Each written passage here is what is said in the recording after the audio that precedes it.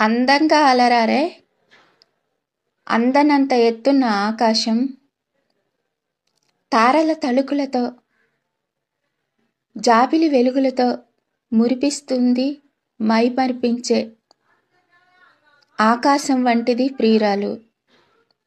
అందమైన ఈ భూమిపై వాన చినుకులను జల్లెడు పట్టి తన గర్భాన్ని బురదగా చేసుకుని నవ ధాన్యాలకు జన్మనిచ్చే తల్లి వంటిది భార్య.